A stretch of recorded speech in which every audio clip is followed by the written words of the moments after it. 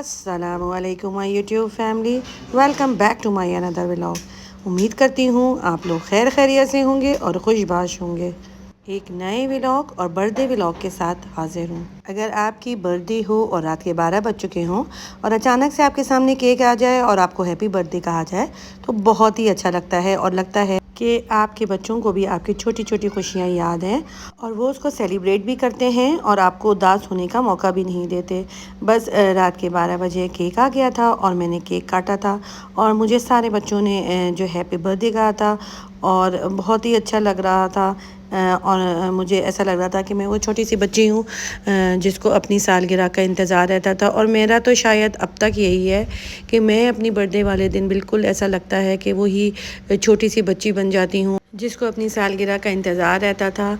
और मेरा तो अब तक यही है कि मुझे शुरू से मैं पूरा साल अपनी बर्थडे का इंतज़ार करती हूँ, मगर मैं पता नहीं क्यों बर्थडे वाले दिन बहुत उदास सी हो जाती हूँ और मुझे आज तक खुद ये वजह समझ में नहीं आई कि मैं अपने बर्थडे वाले दिन इतनी उदास क्यों होती हूँ।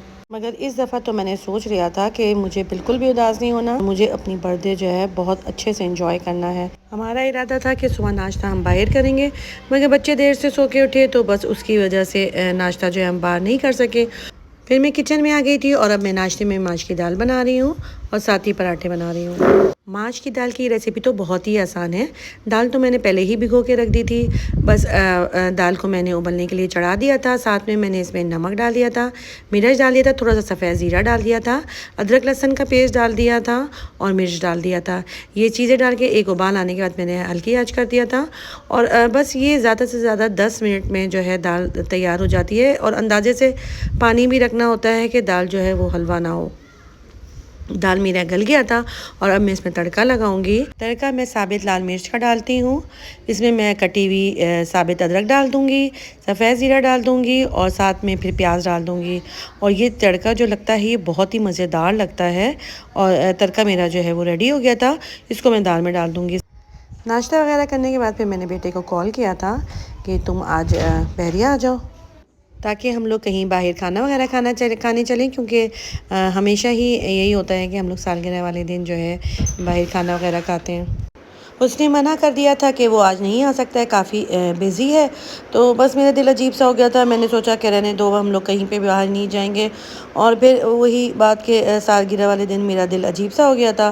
बेटी ने मेरी बहुत कहा कि चले कोई बात नहीं, अगर वो काम में बिज़ी है तो हम लोग ही कहीं बाहर चलते हैं। मैंने कहा मेरा बिल्कुल भी दिल नहीं है और मैं अब कहीं पर भी नहीं जा रही। सारा दिन बस यूं ही गुजर गया था और फिर शाम के टाइम बेटी ने चाय वगैरह बना ली थी। चाय वगैरह पीने के बाद मैं बाहर टेरेस में ही बैठ गई थी और मेरा मूड भी कुछ ऑफ सा ही हो गया था। और मैंने बेटी से कह दिया था कि ना ही मैं बाहर जा रही हूँ और ना ही मैं कुछ खाना बना रही हूँ और मुझे नहीं पता कि क्या खाना बनना है। तो बेटी मेरी जो है वो नीचे आ गई थी और मुझे नहीं पता था कि वो क्या खाने में बना रही है।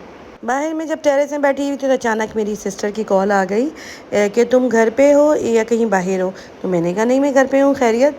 तो कहने लगी कि बस मैं ऐसे ही आ रही हूँ, मेरा दिल चाह रहा है तुमसे मिलने का। अच्छा, मुझे नहीं पता था कि वो लोग मुझे कोई सरप्राइज़ देना चाह रहे हैं या वो मेरी बर्थडे की वजह से आ रहे हैं। बस मैंने कहा हाँ ठीक है, आ जाए, मैं तो घर पर ही हूँ। अच्छा, बेटी से मैंने पूछा कि तुम क्या खाना बना रही हो। तो कहने लगी कि मैं बिरयानी बना रही हूँ। तो मैंने कहा सही है, ठीक है, तुम बिरयानी बना लो क्योंकि खाला वगैरह भी आ रहे हैं। तो बेटी फिर मेरी बिरयानी बना रही थी और मैं इन लोगों का वेट कर रही थी।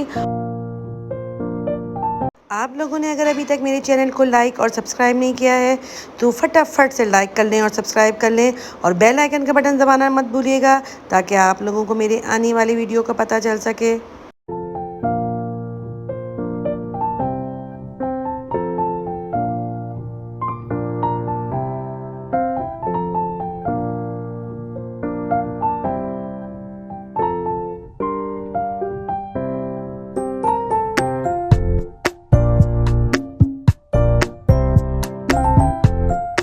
नीचे जब मैं उतर के आई तो बेबो जो है बड़े आराम से सो रही थी और जो है मज़े से अपना वो नींद पूरी कर रही थी।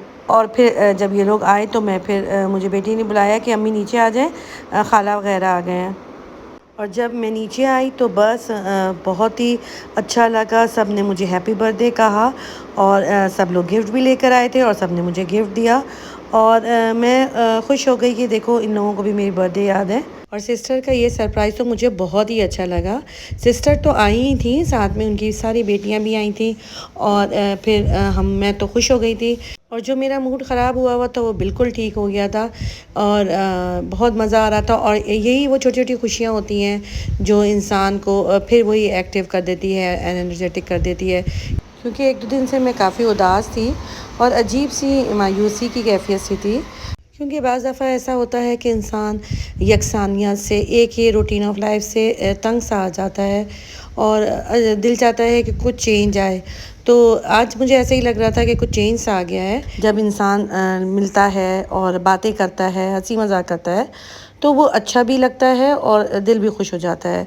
तो बस मेरा भी दिल खुश हो गया था और हमने काफ़ी इंजॉय किया था। खाना भी रेडी हो गया था और अब हम लोग खाना खाएंगे।